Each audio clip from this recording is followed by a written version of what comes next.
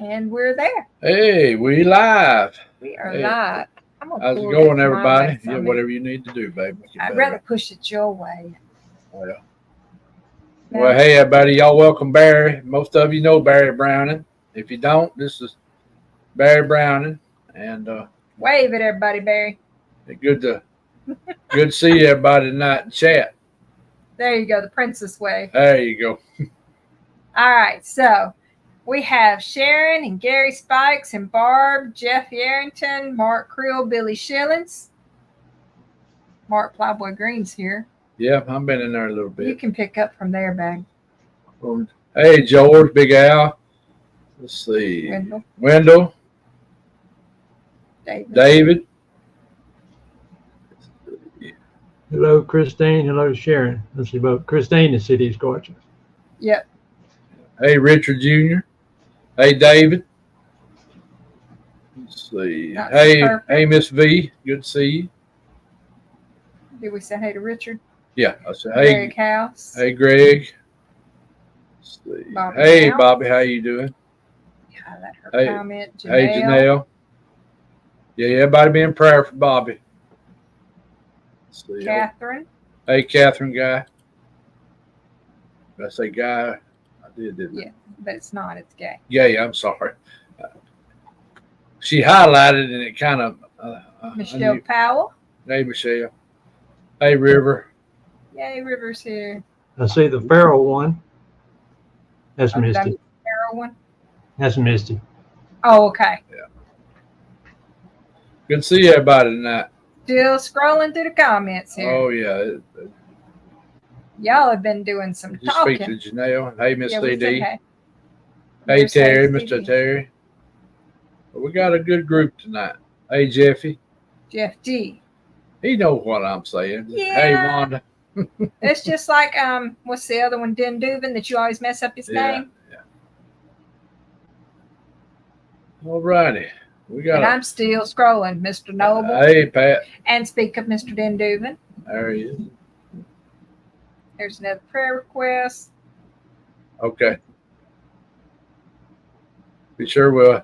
G. Ellsworth, Katie G. Hey, Mr. Tennessee. Am I nearing the end? Leanne, Craig, Randall. Abby. Oh, did I miss Abby? Hey, Deb. Yeah. Maybe I'm getting to the end. Yeah, there's the feral one. Yeah. Misty. Lanita. Yeah. We'll make that stick. I don't know if you're going to catch up with Chad or not. I don't know if I am or not either, Sergey. Kimmy. Catch it.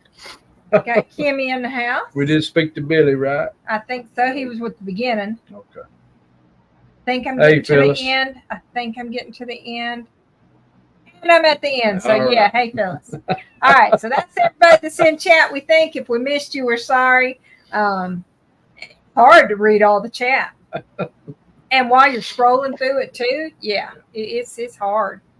Why all of a sudden my nose has got sniffy? It wasn't doing that till that rain come through. If something happens and we lose the show, bear with us because we do have some thunderstorms rolling around here out of the whole state of Alabama. We're the ones that's got the thunderstorms this season. So, and I'm betting Spencer butchers it on purpose. Yeah, you never know. And and also I seen where it was Mark Creel's granddaughter's birthday today. Yep. So happy birthday. So. And any prayer requests tonight, go ahead and throw them in chat for me. He's getting a new piece of paper. Yeah, I had to start a new piece of paper. And I took some people off that were doing better. But if you want your name back home, be sure to let me know. Yep. And everything. So. Trees popping. That ain't good. Yeah, that ain't good. That ain't good at all. So, yeah, we got this storm, and it may be over with, I hope. So, we may not lose service and everything. So, Lanita said, remember her. Hey, PJ. And you've got Gary on there, right? Spikes? Mm-hmm. Yes. Yeah. I didn't hardly take nobody off except for a couple of ones I knew said they were doing better. So. I'm going to step away for 5 seconds. I'll be right back. Go ahead. That's school fine. Starts on the 12th. Yeah, we got a bunch going back to school here too. So, Yep. Okay, prayers for Bill. Yep. Okay. And Barry Lackey. Do you have him on the list? Barry Lackey. L-A-C-K. Yeah.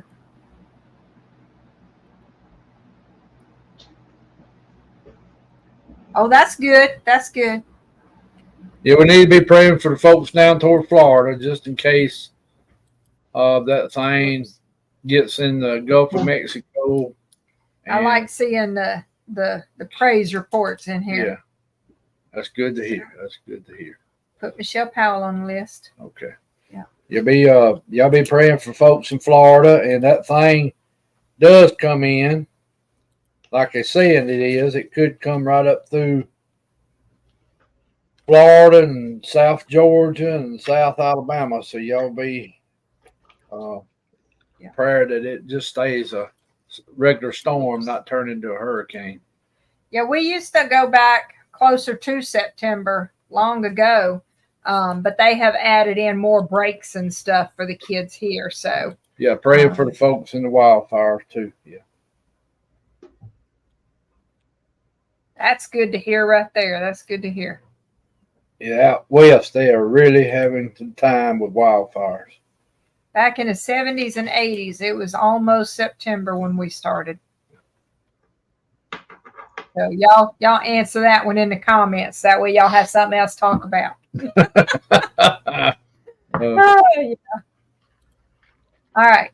And I had bacon for dinner. Breakfast supper was planned, but we decided we were just going to stick with the bacon. So let's go ahead and start that topic too. Always got to talk about food. Yeah, that's true. That's true. So, what's your favorite food, Barry? We're supposed to get the hold on. plant book out the way. We're gonna get that stirred up too. Hold on. Honestly, probably crawfish. I don't get it as much as I want, but now, is that your favorite to eat or your favorite to cook? Favorite to eat. I'm not very good at cooking it. I'm a chicken lover, and I eat a lot of pizza too. So okay, pizza's good. How about probably the opposite diet that Mark has now? If he's still cutting out his sugar, so I eat way too much sugar, but somehow or another I'm blessed and it hadn't hurt me yet. Yep, must be nice because I don't need it myself. So, all right, so let's go ahead and do the plant of the week and the book of the week and get these knocked out of the way. That way we can get on to talking food and other things, and because y'all know my favorite topic is food. So I think everybody knows that. Yes. All right, today's plant is food. So somebody's volume's on. Sorry, it's off. Oh, this is our plant for this week. I know y'all really can't see a lot of it. This is a common weed found, I'd say, at the edges of the woods and stuff. I just went out to the fire pit area where there's a couple of oak trees there and picked this in the flower bed that we have around our fire pit. Because right now with all the rain, we have just weeds coming up everywhere. All right, so this is called Smartweed. And yes, I know there are some jokes to go with Smartweed. You can get that in downtown Jackson. You can get that in downtown Jackson. I'm sorry. It does not make you smarter, though. What does this do? It helps with diarrhea, and it helps control bleeding. So I said that we were going to get this stirred up by talking about what it does. So let me go ahead and do it. It helps cure the bleeding of hemorrhoids, and it helps with menstrual bleeding and other things. So there you go. There's your topic of conversation to go with today. Knotweed supposedly has a different type of bloom formation than this one. A lot of people could call Smartweed knotweed, and a lot of people call knotweed Smartweed. So it's very hard to identify, but this is Smartweed.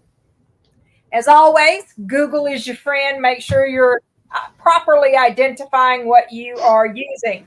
How do you use Smartweed? All parts of the plant can be used, and you make a tea to stop the bleeding. You can also use it as a poultice, put it directly on the skin and stuff. It has a, not antibiotic, but a, what's the word I'm looking for? Antiseptic quality, where you can wash out the wounds and stuff, and it helps control the bleeding of them as well. So just things to think about. If you're out and about and you just happen to get a cut, there you go. There's a way to stop the bleeding of it. So I don't have those problems. I need some smartness. Yeah, I need some too. Michael said, is that from the Wacky Weed family? It could be. It could be. It is not really, but because it sure don't make you smarter, that's for sure. So wacky, possibly. I know everybody will give you strange looks. They'll think you're wacky when you go picking the Smartweed. All right, so next up, book of the week. Here we go. It is called Bottom Line's Prescription for Herbal Healing. It's an easy-to-use A to Z reference to hundreds of common disorders and their herbal remedies. So this is our book for this week. Guys, it's got a lot of information in it. Let me show you this. Can y'all see the print?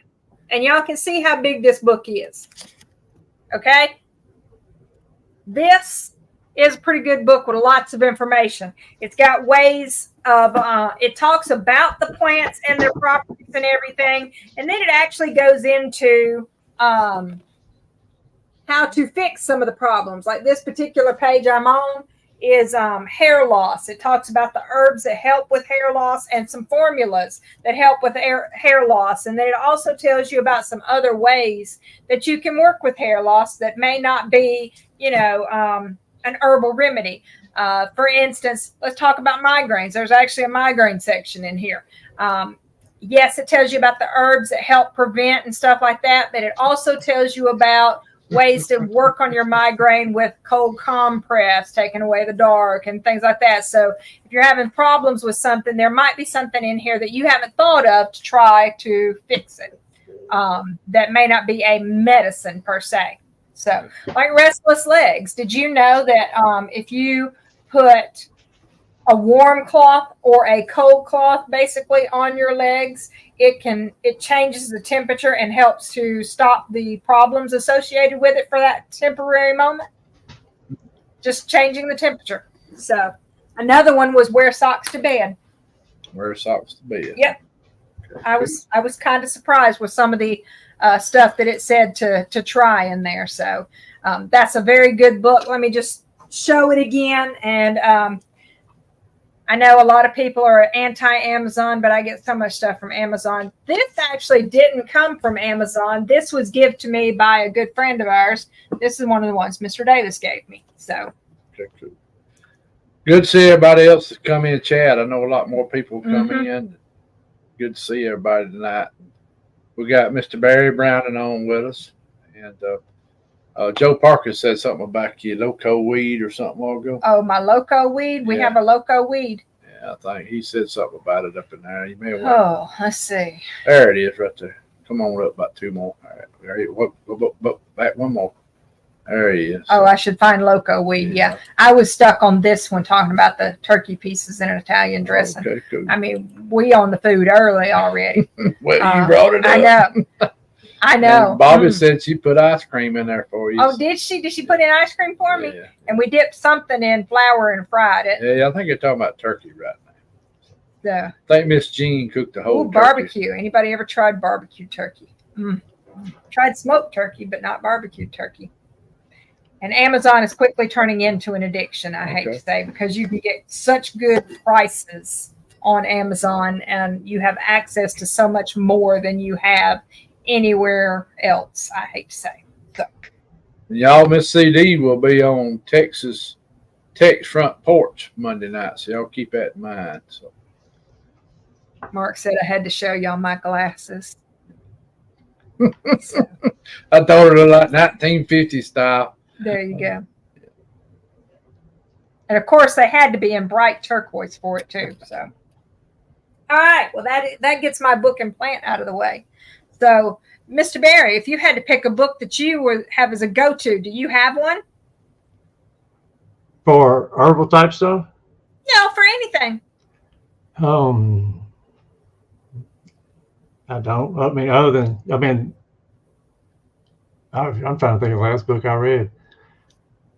It sounds like it was, 3 decades ago, but it wasn't. I probably read the Bible more than anything, but I'm not trying to mislead anybody. I should read it every day, but I don't. That's a good go-to book. She don't mind throwing you on the spot, does she, Barry? I'm good. I'm gonna throw her on the spot though, and I wasn't gonna do that till you said that more. The next meeting, I want to request a loincloth just like you made Mark back in the day. What's a baby blanket? I'll buy it. I'll pay good money.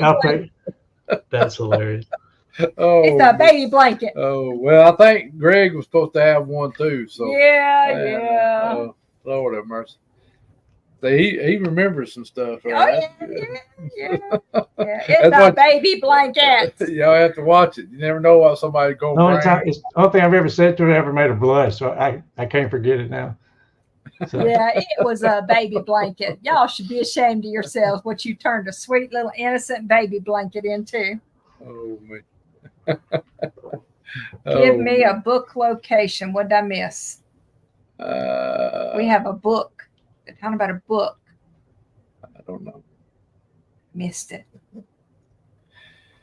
And while she's doing that, if y'all missed Beast TV last night, David Hughes, Greg, Kumbo, me, Miss Sherry, and Mark had a show. Why there's cover up for, or so y'all go check that out if you hadn't seen it yet. And we may get Barry tonight, if he don't mind, to touch on some of that too. Don't get him to talk about Mississippi a little bit too, because Mississippi is another state that doesn't get a lot of attention on Bigfoot like some of the other states. Alabama is starting to get a lot of attention. I don't know if it's because of some of these shows we've been doing lately and highlighting Alabama a lot. But Mississippi is another state that doesn't get a lot of recognition in the Bigfoot, but we know that Mississippi is about like Alabama. It's the same type of land almost, and it's a sister state, and we know it's going to have just as many boogers as Alabama does. So, in fact, Mississippi's got a lower population rate than Alabama, so they got a lot of land that's nothing but woods and farmland, especially in that Delta area. Woo, it ain't nothing but fields and woodline. So, anything else you want to bring up, babe, before we can jump into that? Katie G said she was reading about books, trees in the South. I got a book for you. Woody Landscape Plants of the Southeast. So there's you one to look up.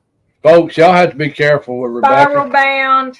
There's probably a book in here about everything somewhere. There is. And you're not going to be able to see it. So tells you about it on this side, gives you a picture of it on this side, how to identify it, where to find it, all that good stuff. So there's your. I think you missed your calling. You should have been a librarian. I wanted to be. Well, why didn't you? Because it requires an education.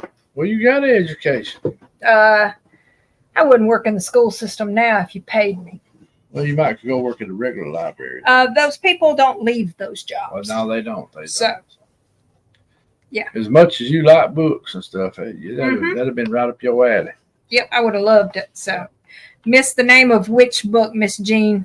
The one that I just held up, that was actually one of my books from school. It's called Woody Landscape Plants of the Southeast.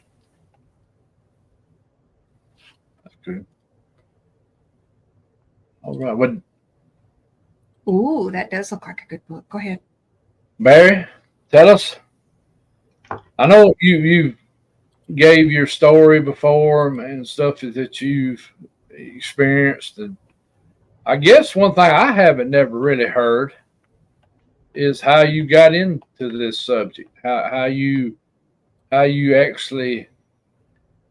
I know you lived here in Alabama for a while, because when I name places, you know exactly where it's at and all that. But you being from Mississippi, yeah, Greg, some librarians are freaky. Yeah, and this one over here probably is.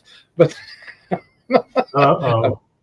but tell us kind of how you got started in this, or what got your interest sparked, or I guess I have never heard that part. Maybe I have, and just I've heard so much from different people. It all starts sometimes kind of going together. I may not have that book. Whoever suggested it.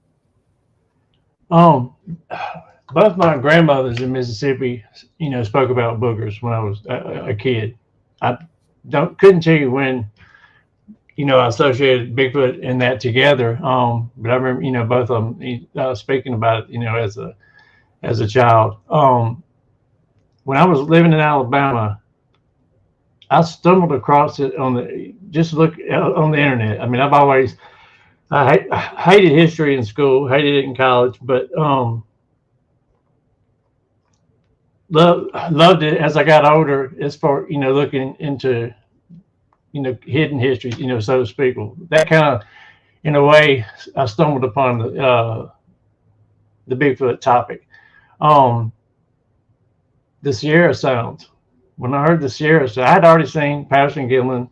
Since the first time I saw it, I've always believed it, to be true. But when I first heard the Sierra Sounds, that kind of got me hooked into it. I started, listening to, this is back, it's not that long ago, but it seems like a long time ago. Back when there was 3 or 4 shows a week on Bigfoot. And a lot of them, they were on Blog Talk. Bigfoot Outlaws, Campfire Shadows, which Vic Cundiff was actually on Campfire Shadows. Shane, the host of Campfire Shadows, actually passed. There was another one. But the first Bigfoot site I stumbled upon on YouTube was the guy Sasquatch Jim from, where is he from in Alabama? I think we've talked about it before, Mark, but kind of stumbled on. Yeah, he was over in Randolph County. Gotcha. And probably right at the same time, found Bigfoot Outlaws. Went through all the Outlaw episodes, got to the last one, and realized they weren't making anymore, which devastated me. And literally within a month, they started making them again. So, love that part of it. But really, cut my teeth, so to speak, initially listening to them. And then I kind of reached out and started, doing a little bit of research with Bigfoot Outlaws, which led to, Mark and Larry and others. But it was more just, I've always, loved mysteries. I'd had an experience when I was a kid, but it never associated with, anything really. Now I wonder, don't know for sure, but I do wonder, and think it probably was, Bigfoot, / cryptid related. Moved back to Mississippi, and I was really, diving off into, just trying to learn as much as I could. And I guess hearing the fact that they were in Mississippi and Alabama from the Outlaws, I never knew that before I heard it from them. So that really it spiked my curiosity on it. So, but being able to go out with on a few outlaw campouts and so forth, and being able to learn from them, it's how initially really got started in it. Didn't have an encounter that really started it. I always found it fascinating and so forth. But if I believe they were real, but I'm like everybody else down here, didn't think they were here. Probably somewhere in that time period where I associated what my grandmothers were talking about when I was a child, to the Bigfoot subject these days. And my grandma, one of them was in Monroe County, which is about 30 minutes south of Tupelo. That's in Amory, Mississippi. And my other grandmother was in Neshoba County, right outside of Philadelphia, Mississippi, off Highway 16 in Philadelphia.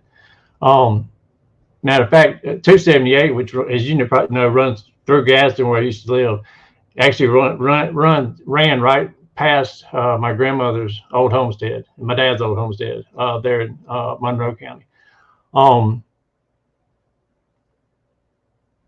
That's pretty cool. Rebecca grew up right off of 278 in Cedartown, Georgia. So, Yep. it comes all the way across Alabama. When you said that, she had maybe about a couple of miles away from 278. Yeah, I was basically on 27, which crosses it. Yeah. Go ahead, Barry. I've been to Cedar. I've been, when I was with Consolidated Freightways in Gadsden, we serviced, Lord, all the way down to, and I forget the county, Wadowee, all the way down as far south as that, over to Cedartown, and about half, way down 59, towards Birmingham. Birmingham serviced the rest of it. But at a later time, I worked with Averett, was in sales with them. That's where I learned Silicaga. I'm sorry, puppy was whining. Just where I got because we, serviced all the way down to Silicaga. It was in my sales territory. We had 3 salesmen, but I loved living in Alabama. Didn't want to move back. Kind of had to because of some health issues with some family members. But I always said, and I tell people to this day, I said, if I can get back over there, I'm going. I did love it. North. I mean, all the way down, even to Silicaga. So it's a lot similar to where I'm from in Mississippi, except for the, more hills, in Gadsden, of course, you're right there in the foothills of the Appalachian Mountains, I guess it is. I forgot where I was going after that.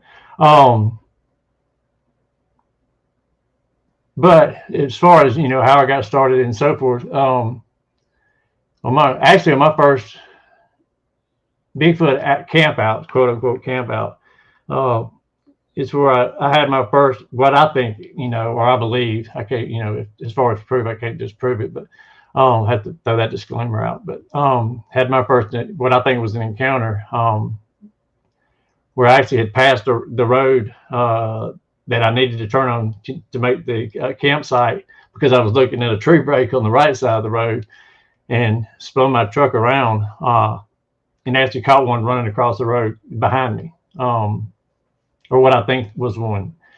I was hooked after that because that thing was moving so fast. You knew it was big, of course. I mean, and you knew it was an animal, but as far as I couldn't see the legs moving, I could tell there were legs moving, but I couldn't see the individual, legs moving. Couldn't see the arms actually moving. Could, kind of see the torso, but as it came out of the woods on the right, it took me to about the wood line as it went in on the left before my eyes actually caught it. That's how fast that thing was going. I'm sure it probably thought I saw it, which I didn't, until I, flipped the truck around. So that was honestly just pure luck. It's probably where I actually got I think that's the campground I actually got my first little bit of audio on, recorded just a perfect whoop. That I'm trying to think how many people, there's probably 25 people spread out over about a 30-yard area at an old shutdown bridge. And just happened to go back and listen to it because not a single one of us heard it live while we were there. We knew they were, up on us, but nobody actually heard, the whoop. And when you hear it on the audio, it blows your mind because it's like, there's no way we missed that. But somehow or another, that many people spread out over, that area, that vast of an area, nobody heard it.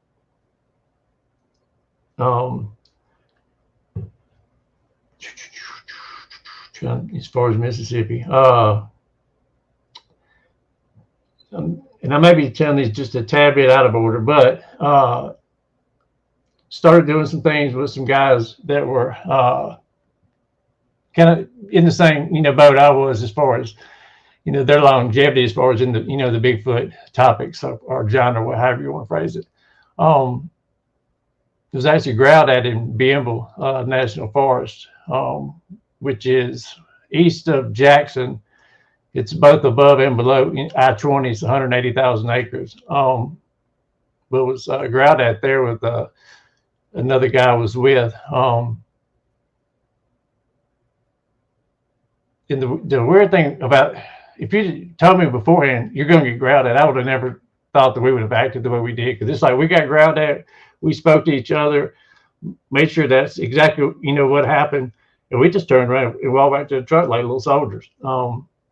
I couldn't make I remember, I think, where it was. In front of us where the trail turned to the left, broke off to the left. But I couldn't make myself look. I mean, it was, the typical one of those, you feel it, you wonder afterward, did you heard it, but it's like, it's almost like I felt it first. When you feel it like that, especially for the first time, it's so mind blowing. I'm surprised I didn't faint, to be honest with you. But we, both felt it, turned around, marched straight back to the vehicle we were in. And to this day, I still go back to that same area from time to time. If I'm ever asked what is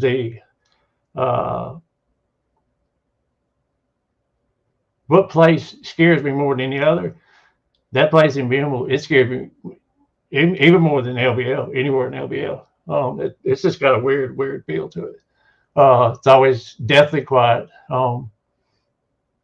Fortunately, I have taken 2 or 3 people out there over the years. And they get to hear it when they get there. It is so quiet. I mean, just deathly quiet. That road also, this is where I believe that the quote unquote, I guess, authorities know that they're there.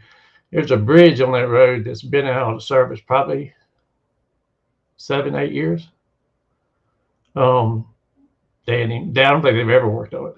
Not worried about it. But another thing I've noticed about Mississippi, you close the road down in the country, you prevent, if the people are having sightings around there, you really prevent a multitude of further sightings. If you at least prevent the through traffic through there. And that road, I mean, no houses, nothing at all on it. And I've told the story before, but it's actually, I'm trying to think of the Sasquatch Chronicles episode. I want to say 349, but I want to say that's wrong, but I'm not sure. But it's the one where the gentleman was carrying food out to him for 2, 3 years, every week, once a week. This was at a time where everybody was kind of 50-50 on, the feeding, not feeding. Forgot his wallet, went out there anyway. And when they realized he didn't, have that fruit and stuff that he was taking out there, they got pretty daggone ornery with him. Chased him back to his truck, screamed at him. As he told me, he's not sure how he ended up, but right when it screamed, he said, next thing I know, I'm on all fours just sliding. He said, when I come to a stop, I start, I get sick. He gets sick. He went home, which is probably 40, 45 miles away, in south of Jackson, Mississippi. And I think around 3.5 hours later, they were beating on his house. Wow. To further, I know a lot of folks have heard that story, but to further, also to show you just the crazy things that happened. I think they did it for a couple nights, maybe even 3 nights. And his girlfriend lived with him. She was not a believer, but after those nights of getting the house beat on, he said every time, right when we would go just doze off, bam. He said, I'll never understand, how they knew that. Right when we would, one of us would doze off, it would hit the darn house, till about an hour before daylight. Then of course it would quit and, take up the next night. She told him, you need to go outside and apologize to those things. She don't even believe in them, but after, 2 or 3 nights of that, I guess she was starting to believe. But he went outside, told him what happened, told him he forgot his wallet. He apologized for it. I'm sorry. asked him, please, quit beating on the house. Just basically talk to them like they were a human being. He said either an acorn or a little pebble bounced across the deck, and the house was never hit again after he went outside and apologized. Incredible guy. I still maintain some contact with him to this day, but it's one. If you can find it on Sasquatch Chronicles, and I do think it's 349, maybe 549, but it's one heck of a story, to listen to. And he had sightings out there for 2, 3. The whole time he was feeding them, he was seeing females, he was seeing small ones, seeing of course males. I can't. I'm thinking he may have quit feeding them after that. I'm not positive. That's the part I'm kind of figuring on as far as the story, but he was actually shown that area by one of the guys that was on Killing Bigfoot. I always know this guy's name. I can't believe I'm not remembering it right now. But he didn't believe in them either when he was first showing the area. They went out there, guy did a call and got an answer. It was kind of towards the Pearl River, which runs through there, or close to there.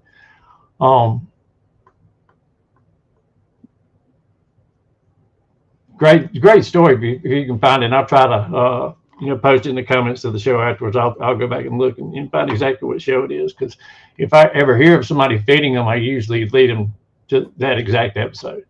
Right. Things that can happen. Me personally, I don't feed them. I don't have a problem as far as letting them think they got over on you. Like maybe you leave something out accidentally, or you leave something where it kind of looks like that they can't get to it, but they can. I could say doing that, but of course the feeding them, especially with any kind of regular consistency on it.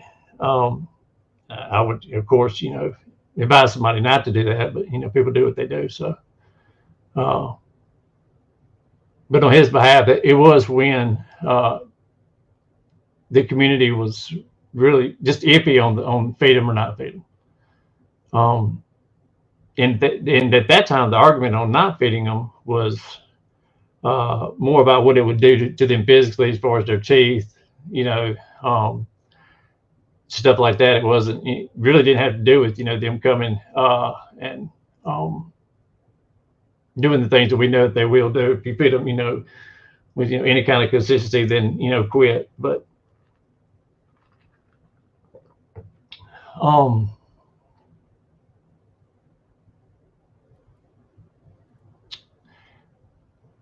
Natchez Trace. I do a lot of roaming around the Natchez Trace, especially south west of Jackson. But I've been all up and down it in Mississippi. I can't say that about Alabama and Tennessee, but had an encounter.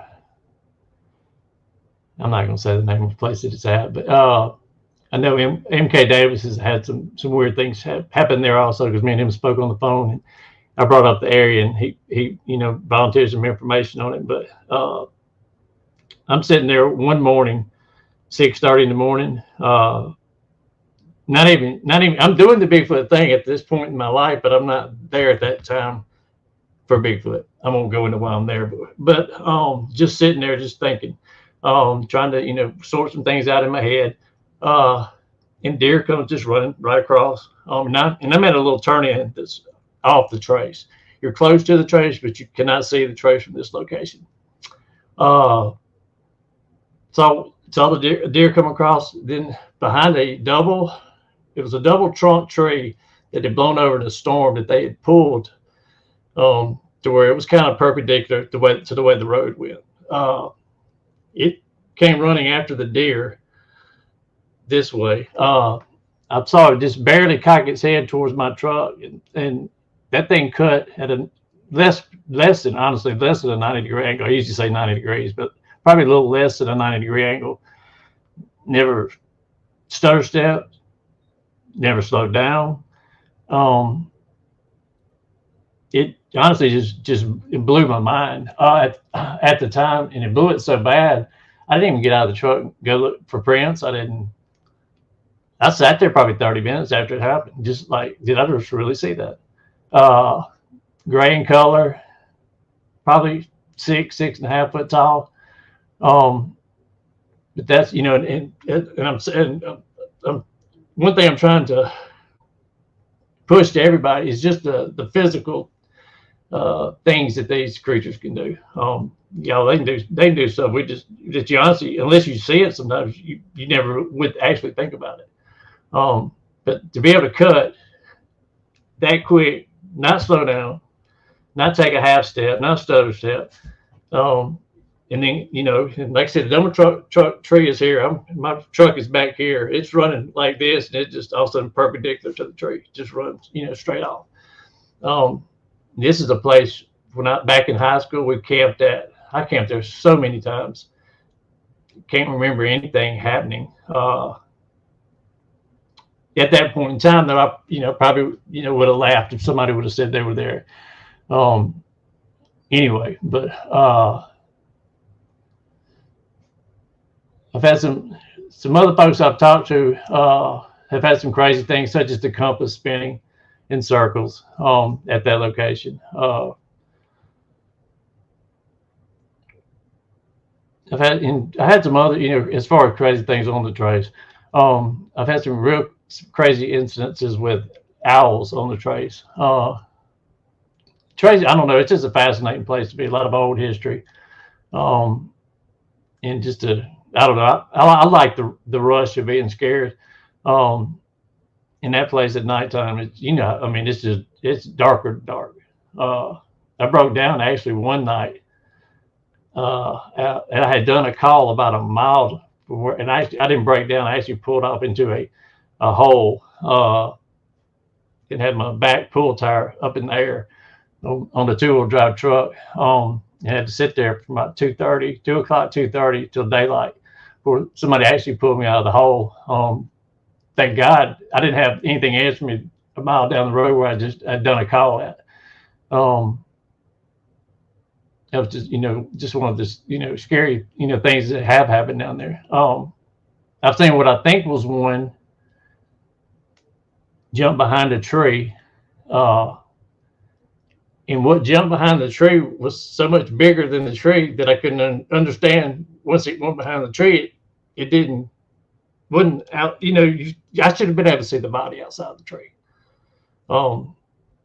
And that was actually probably earlier on, before the last one I just talked about, which scared me to death. I mean, I walked straight to my truck, got in the truck, drove home. I didn't want to mess with none of that. So, I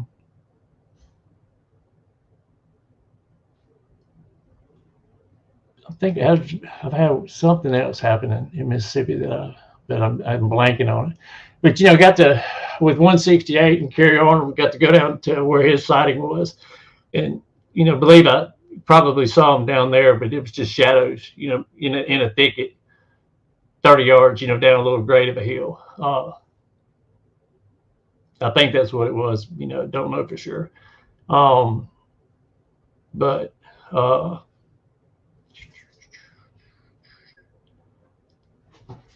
well, what about there at Grenada Lake? I know you've been there around Grenada Lake, just like I have one time, and of course we were hearing them across the lake from us.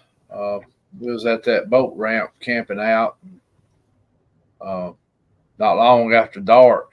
And it's a good little piece across that part of the lake there. I bet you it was. I wouldn't be surprised if it was 200 or 300 yards across there. And I remember somebody that was with us, I can't remember who was with us, said that wasn't nothing but woods back in there. Said there wasn't even hardly no roads coming into that side of the lake there. And we were hearing very good vocals from over in there. And I know, just like I used to work with a guy, like I told you the other day, that lived over in the Delta part right there off that Tallahatchie River. Yeah, there's a Tallahatchie River too. Rebecca, there's a Tallahatchie Creek here in Alabama, right here in Talladega County. But I told you about him finding, when they were farming all that land, him finding them footprints, on that sandbar on that creek that come through their property. And what about like Holly Springs National Forest and also DeSoto? Do you hear anything from down there at DeSoto National Forest? And heard some things. Haven't spent a lot of time in DeSoto. Homachita, Bienville, Holly Springs, in a few other areas. Go ahead. Go ahead. I was answering Ray. But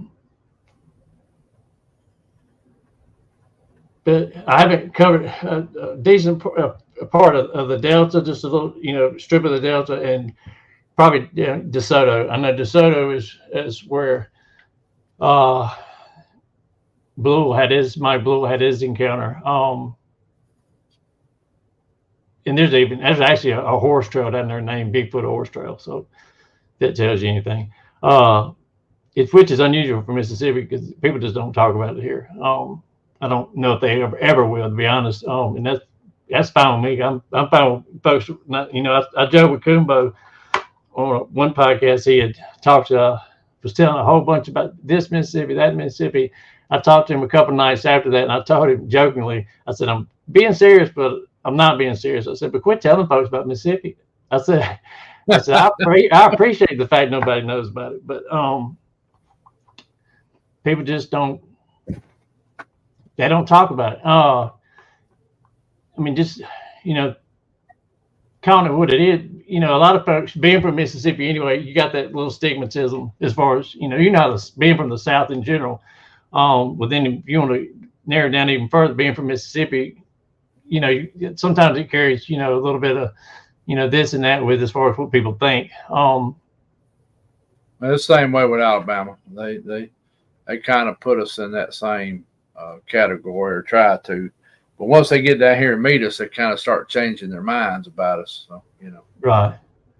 And the population of Mississippi, 2.7 million, which is about the population of Metro Atlanta. Right. Right. Cover over a whole state the same size as Alabama. So. Right. Right.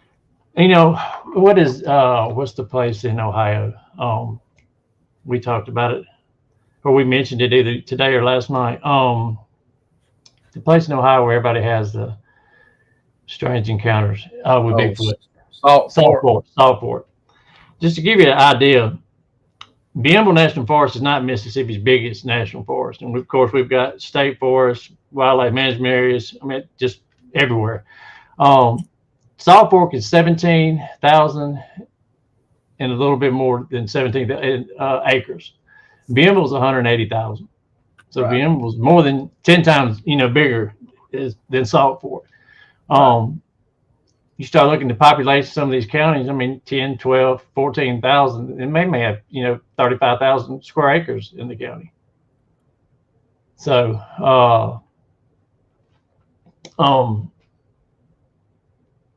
and just riding and doing the things that you do in this, you kind of notice that most folks, there's nobody out. Folks in the country, when I was younger, you were outside at night a lot. They just don't, folks just don't seem to do that anymore. So you can get up in some, some pretty crazy places around, with just, absolutely no population. But as you mentioned Grenada. I hate to say this and not show it to folks, but you know how that goes as far as a possible picture. I captured the face of what I believe is one, probably 2 years ago, maybe coming up on 3 years. I think it was in February.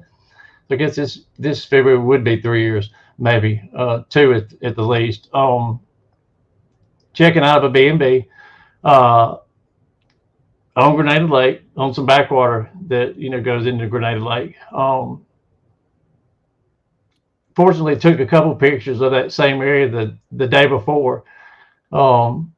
there's not a shadow on that hillside. You know, the next day there's probably 4, maybe even 5 shadows on that hillside that seem to be, you know, watching or, you know, very curious about watching folks check out. I can't say what the other shadows are, but this particular one that's the closest, it really it looks like a younger juvenile's face. But I mean, and I'm sure I will probably put it out there sooner or later. But I mean, especially the last, you know, really ever since Carrie died. You know, how, as far as any kind of pictures and video, anything like that, you know, a lot of folks are just, you know, weary about, you know, putting stuff out. And, you know, also since, you know, the AI has just grown and grown, to, you know, too. Well, I think you still got legitimate people that's putting out legitimate pictures. I mean, yeah, we're going to have the AI people that's want to do whatever they're going to do, but there's still a lot of us in this subject that, you know, if we get a real picture, we're going to show it to the folks we know that's going to really look at it. But yeah, I agree. There's going to be a lot of fake stuff coming out, and going to take a lot of weeding through the weeds, I guess you'd say, you know, to weed it out. And, but far as, you know, knowing several people from Mississippi, of course, you know, knew Bear pretty good for there for a while. And, you know, me and him talked about Mississippi a lot. And he told me a lot of places. I mean, he really named places. And later on, I would hear stuff from them places through, you know, from other people, either on a podcast or talking to other people. You know, I know they say up and down the Alabama-Mississippi line is just full of these things, up and down that Tom Bigby River, especially them river bottoms, and along that Pearl River and the Yazoo River, and Big Black. Do what now? Big Black River. Yeah. Then I know a guy down that lives. His property actually is in the DeSoto National Forest, because I noticed the DeSoto National Forest is kind of like Talladega National Forest. There's pockets in there where people live. You know, they didn't sell out to the government. You know, they kept their property. He has some property, and he told me about some of his neighbors would get out in the mornings and walk the road. They were elderly people, and they'd get out real early before it got hot, carry their dogs walking, and several of them witnessed these entities, you know, standing in a tree line looking at them. And he knew that they were probably there in his neighborhood, you know, because he said he'd heard stuff at nighttime. It didn't make good sense. So, you know, I've heard a lot about the Natchez Traceway. Haven't heard so much from the Delta areas much, just a little bit. I don't know if it's just because it's so much farmland and nobody's really paying attention to that area as much. I know I've heard some stuff along the Mississippi River, you know, where the levees are and stuff, because I guess there's a lot of land, you know, so I don't mean that by no offense, Ray Dawn, because I'm getting in that category too. But you know, I've been down on the Natchez part below Jackson, and I rode all the way from wherever you get onto it there close to Jackson all the way down to Natchez. Because what's ironic is I have kinfolks that lived there in the 1800s. He owned a plantation, and his name was Green, and I didn't even know these people were kin to us. And we went to tour of this plantation house, and he ended up being the senator or something for Mississippi. But when we walked into the hallway, I know this is getting off subject a minute, but when we walked into the hallway of that old mansion, there was a picture of him that had been painted, and I swore up and down it was my daddy's brother in that picture. I mean, but this guy was a green, and come to find out, his people had come from Georgia around 1790, and they had settled there right on the whatever river that is running in there at Natchez to the Mississippi. It's not a real big river. Right. Bayou Pier. Okay. And Big Black and Bayou Pier both hit the Mississippi River. They're not that far apart when they hit it, but the Bayou Pier is kind of a shorter river. Sister, sister, quit. Sister, don't quit. Quit. Over here chewing on me. Yeah, that area is real squatchy looking in there too. I mean, a lot of old farmland, a lot of it growed up, and you know, it was real squatchy around that river there and around that Natchez Trace. And this was before I knew about Bigfoot. I mean, just the area was giving me vibes just coming through it, and I didn't even know nothing about Bigfoot at the time. This was prior to 2007, and you know, when I was down in there. But so I've heard a lot of stuff, and I know I've heard some from you and Kumbo and some other people, and I've been through about every one of y'all's national forests, passing through them. I'm, you know, on I-20 or going up I-22 toward Memphis, going through Holly Springs National Forest, and then been around the DeSoto several times. And I mean, every bit of it to me looked very boogerish, no doubt. You know, it looked just like the National Forest over here in Alabama, except just as not as hilly as the Alabama National Forest. But I could tell then. Yeah, my sister don't quit, does she? She'll worry to death. That's what I said. He thinks I was telling sister to not quit, but I was meaning sister just don't quit. No, she don't. But now, when you lived over here in Alabama, being around, what's wrong? Oh, okay. Yeah, sister. Yeah, come here, sister. Let her There's that Alabama. There's that Alabama Mississippi joke right there. Come on, sister. Uh-oh. Yeah, we pressing buttons. Yeah. Y'all, this is sister. All right, now get out, sister. Now get down, sister. She's been begging for her moment in the show. Hey, so. you got to have some laughter going on. That's what makes these shows go good, is have some stuff going on.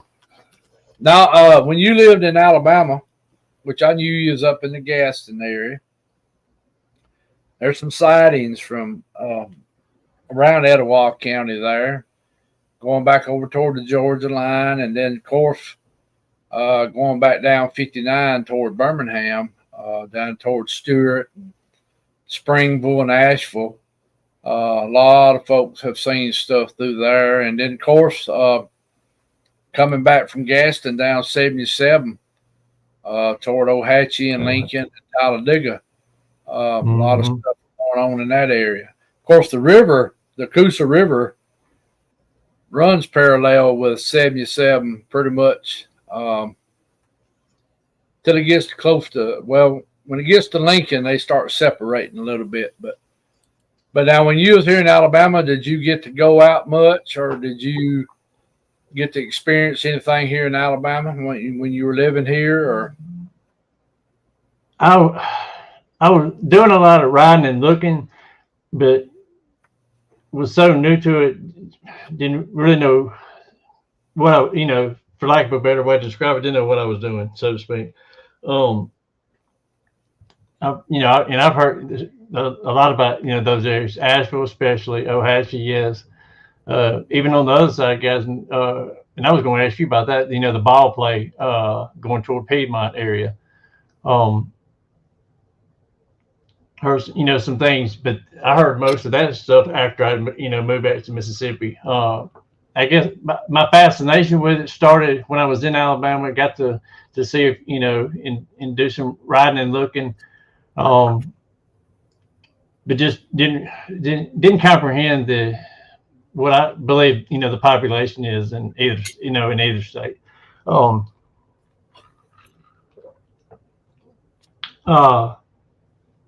It did.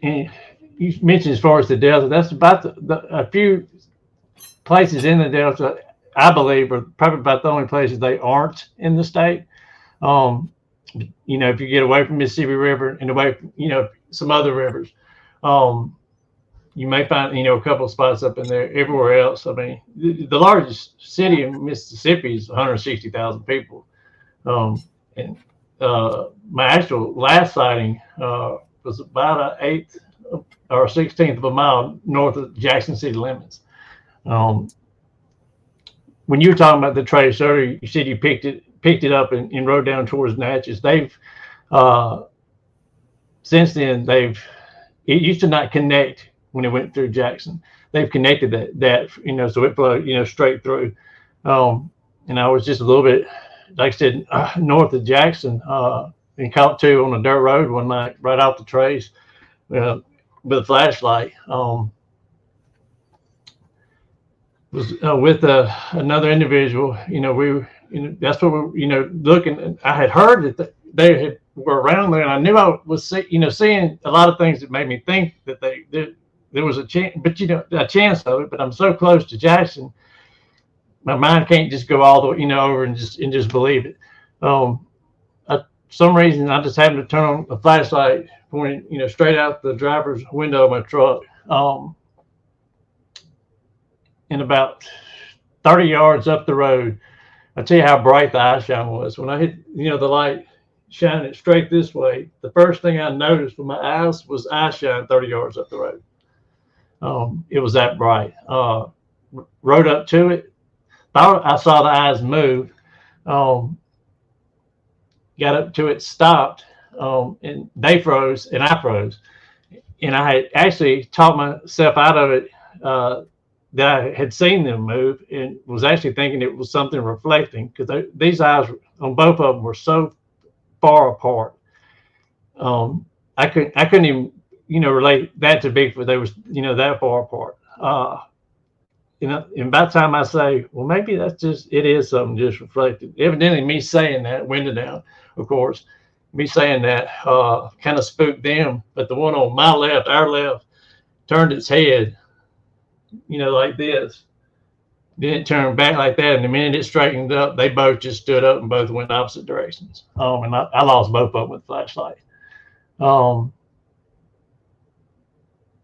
There's another sighting, probably in the 80s, on somebody was fishing. I can't figure out exactly where they were, but I know they were, close to there. So they had been a sighting, in that general area before. I just never, would believe that, they were that close. That's kind of, and I'll go ahead and just say, I mean, I think they come into a lot of, towns, cities, because I know Jackson has so many spots where it's woods, and it's their, big, acres and acres of woods that are in the Jackson city limits. And like I said, that was probably an 1/8 or 1/16 of a mile north of Jackson, where I saw that last year. That was probably 3-4 years ago, I guess. That was my last just full-on sighting, which I really, believe with all my heart that's exactly what it was. But I was hearing about them being in that area, and I was seeing a whole lot of sign. I mean, I actually started training my dog in trying to, how do you train a booger dog? There's not a book you can buy on that, So, you just do the best you can. But I found a little stretch of woods out there that had the most sign in the smallest area that I've ever seen. So I actually would take my dog skillet. I actually would take from tree structure to tree structure to tree structure, and then start over again. And I think I did it 3-4 times over, a couple or 3 hours, hoping he's going to get the scent. I know a lot of folks know my dog is dead, so he's not going to hear them, but he's going to, as far as smell them or, see them, he's keen with that, but, he doesn't, as far as hear, this, that, or the other, but I'm not 100% sold that he knows when they're around a lot of time, but I'm probably 85 to 90% sold. He's got this whine that he does. That very seldom will he. The only time I've ever heard a whine anywhere similar to it, has to do with with food. He not whining for food. When we're out and about, in the woods, he's usually got his head stuck out the window, trying to see what he can see or smell. But I fully believe they come into probably, and I'm not just saying in Mississippi. They're doing it all over the South. Because of the amount of woodlands and the tracks that the woods that are so either on the edge of city limits or in our case in the city limits. I'm not saying they live there. I don't think they would do that, but I think they would pass through. One of the reasons I believe that is I live right off the trace. On the northeast side of Clinton, Mississippi, which is on the west side of Jackson, Mississippi, on I-20. I started noticing walking probably a quarter mile. As a crow flies, probably an eighth of a mile from the national trace where I live. I started noticing the raccoons, the possums, the birds, every animal in this area. For lack of better way to, they're fat. They're bigger than just normal, like a raccoon that you would see 20 miles outside of any town or city. And that's when it dawned on me they're reaping the benefits of both worlds. They're getting reaping the human, the fact that humans are around and the way that they can sneak food, get in food, get in trash and so forth. And being on the edge of the forest too, they still have that to go to, and as far as living and doing whatever they need to do there. That, and kind of when I noticed that, just kind of made sense to me that Bigfoot in this state, it just made sense that they would be around the human population, some of them. I think it's probably your male. Older than juvenile, but not full-grown adults. But I believe they definitely come. I mean, I've been whooped at twice here at my house from a wood line that's about 75 to 100 yards away. Late night, early morning. Both times, to me, it was just obvious, what it was, because both times it just stopped me in my tracks. I just froze, especially the first time. I literally couldn't believe it. But I'm also one that believes if you visit an area enough times and for long enough, I'm convinced that a lot of them they want to know where you live. Because if you come out there, raise a little ruckus or do something that you shouldn't do, I honestly believe that they're going to come see you. Yeah. And that goes back to the guy feeding them. A lot of different things that I've heard and experienced over the years. But how they do it, I don't know. But I used to discount the smell or them using scent to do it. Then doing some research into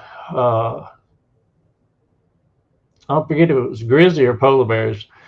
They can, smell a corpse. I think I read it was just miles and miles away. It's kind of started making a little bit, more sense to me. I'm not saying that's how they do it. I can understand, that being, part of it. But we've all heard the stories. People being in one location. I know. I forget the person's name, but that. What is it, 50 years with Bigfoot? I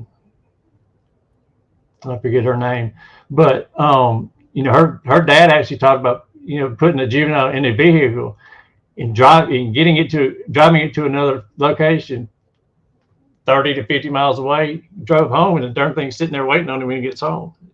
And it's sweating, it's breathing, heavy. It's obviously, worked its tail off getting back to that location, but it still beat him back. He's in the vehicle. Yeah. I mean, I've heard some different things people talk about. Talk about city limits. I mean, they've been in the Birmingham city limits, Montgomery city limits, Mobile, probably in Huntsville. I think, and like here, Sylacauga and Childersburg, inside, I mean, downtown, they've been seen before. Of course, it was nighttime, and the one that was seen in Sylacauga was in a creek at nighttime that comes right through the middle of town. And then the one in Childersburg was seen right there, right on the edge of town where people live at. So they come into towns. There's no doubt about it. There's food. There's travel ways through town. A lot of our towns have rivers and creeks coming through the middle of them. I think they travel. I'm like you. I don't think they stay in town. I think they just pass through. They come in there at nighttime, getting into dumpsters, and we'd probably be surprised at what kind of security cameras have caught stuff. We got another visitor with us. She's back. And and now I got the dog driving me crazy. So there's no telling what kind of security cameras have caught stuff, and people just ain't showing it. And stuff like that. And that goes, last night we talked about cover-ups, why.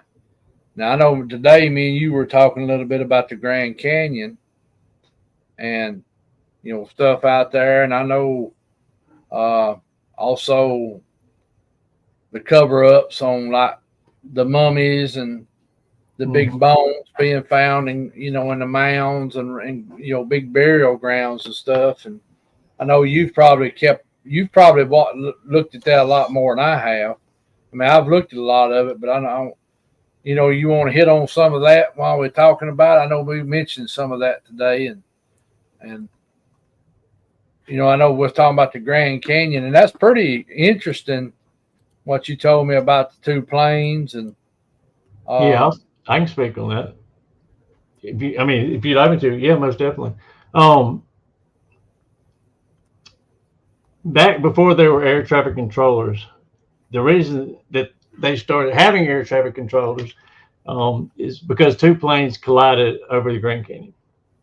Up until that point, they didn't really think that was possible because the sky's so big that there's no way it'll happen. The two planes collided, and in the pictures that they published in the papers, and this is back in the probably pre-19. I should have looked that up before I came up, but probably before 1940 or before. In the pictures that were showing the wreckage, you saw Egyptian type buildings and so forth in the background of the pictures. Right after that, they no fly zone over the Grand Canyon, and then they blocked a whole lot of access off to the Grand Canyon. If you were lucky enough to stumble upon somebody's notes from 200 years ago that say they found this in the Grand Canyon, people don't realize it'd be so hard to find it nowadays because they've gone through and used the same names for these trails, but they've swapped it to different trails.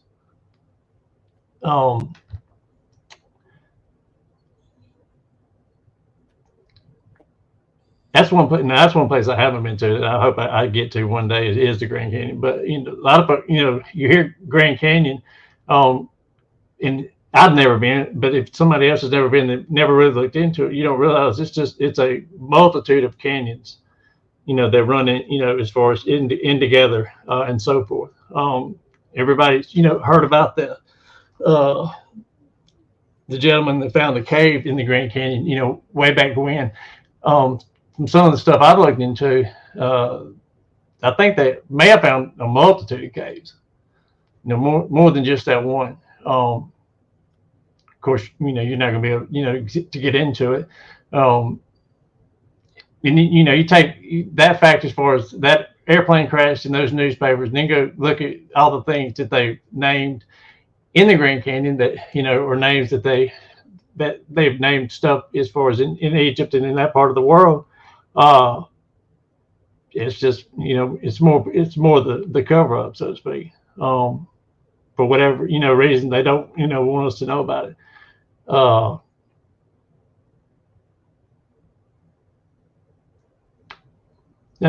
Remind me, what else you mentioned as far as besides the Grand Canyon? Well, have you ever heard about anything being found in Mississippi, like the big skeletons, or I know also we was talking about today, what in the world going on here?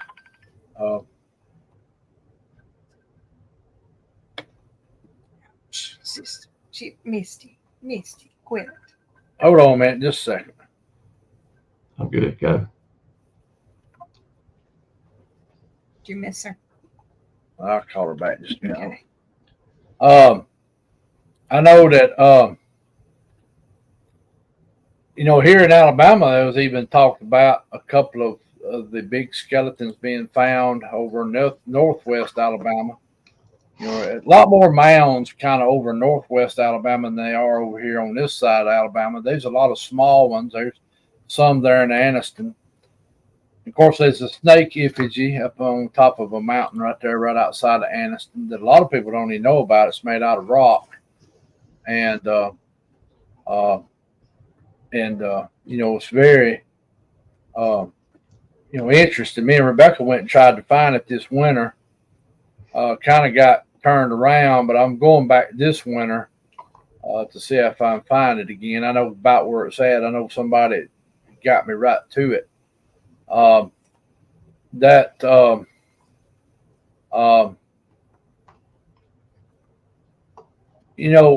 you heard of stuff like that in Mississippi where they've maybe years ago found, skeletons around where y'all's mounds are, or, stuff like that? Emerald Mound, which is outside of Natchez, across the Mississippi River.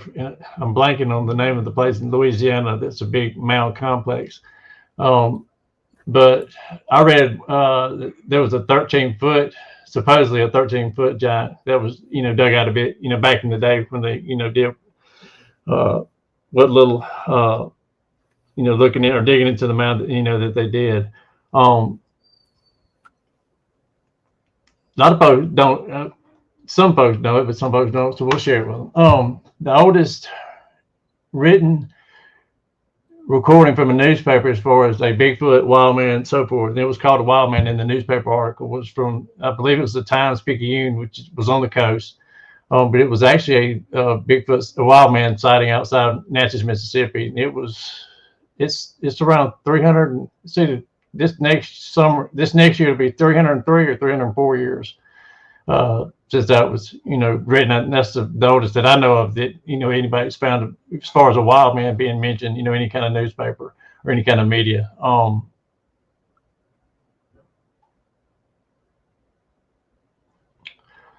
I was going somewhere else with that, and I forgot where I was going. I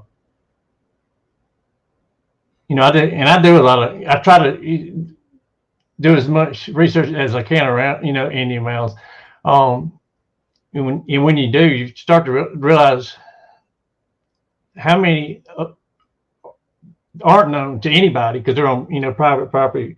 But we've got some mounds here in Mississippi where one mound is right there. You can walk up on top of the darn thing, paved concrete walkway up to it.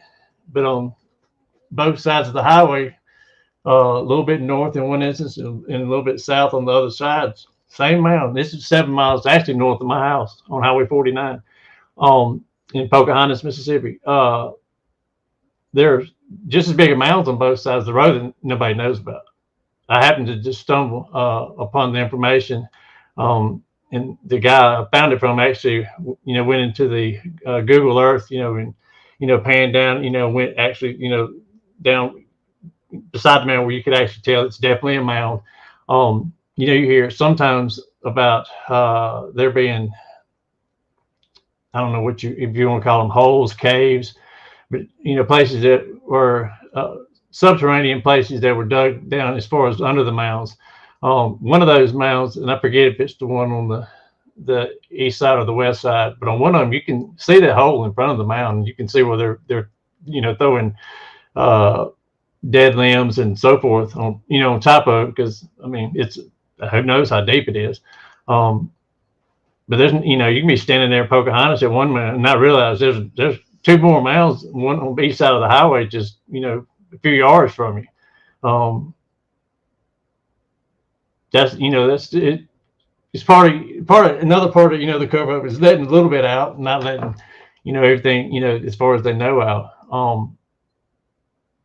One thing I thought of, because I did listen to the show today that y'all did last night, and it was very good, by the way. When Patterson Gimlin came out, that footage was actually blurred down. It could have been a whole lot cleaner and a whole lot crisper than it was. It's actually blurred down. A lot of the people that have looked into it believe it's because it trying to make it look less human. I don't think that, of course.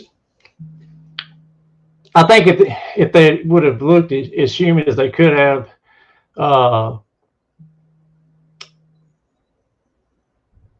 probably the whole Nephilim question would have came about probably a whole lot quicker.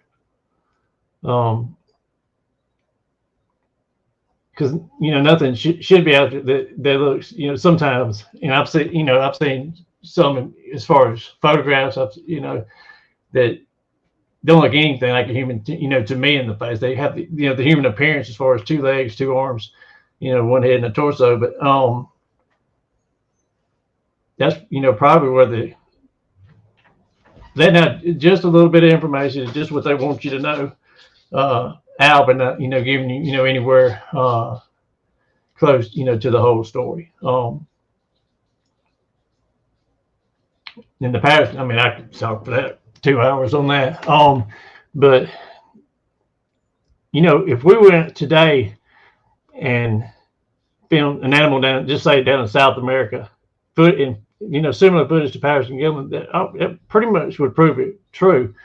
There are discrepancies with the Patterson Gimlin film. Like I said, I believe 100% it's true. I just believe there's just been certain things done to it to make it appear little bit different than, or make it appear it happened a little bit different than it did. I'll leave it at that. One of my pet peeves in Bigfooting is the fact that we still got people doing Patterson Gimlin, real or not. I mean, Lord, y'all, that was what, almost 60 years ago. I mean, we're never going to get anywhere if we're still talking about footage 60 years ago that especially footage like that, whether it's still real or not. But I'm one that, and it's just my opinion, I know everybody's not like this, I just don't see how you can look at that footage and believe it's not real. Right. I agree. Well, now, what about the dog men? Now, Mississippi has got some stories about Taylor, Mississippi. Just popped up several places, and I know it's around that Holly Springs National Forest, and of course, when a lot of that was supposed to went on was way back yonder. So I imagine back then it was more probably forest and farmland than it is now, because I know it's real close to Oxford, like me and you was talking about, Oxford being a college town. Mm-hmm. And of course, right off I-22 there too. And what do you? What's your take on that? Have you talked to people that have seen that stuff in Mississippi, or what do you think on that? A very few. Talked to folks in Alabama, of course, that have. I can shoot myself in the head for this actually happening, but I had an old picture of a hillside that was covered in kudzu. Some just, one of those feelings you get, you need a picture that you don't, at the time, you have no idea where you're taking it, but got it back, kind of showed it to some folks that we could pick out. And I'm not saying that there's 5 of these creatures there. I'm just telling you what the picture looked like. But you can make out 5 sets in different areas of that hillside. I know that, how kudzu grows. A lot of times there's from the ground to where the kudzu is, there's a good, space in there for anything to hide. I mean, there was 5 sets of dog ears in that picture.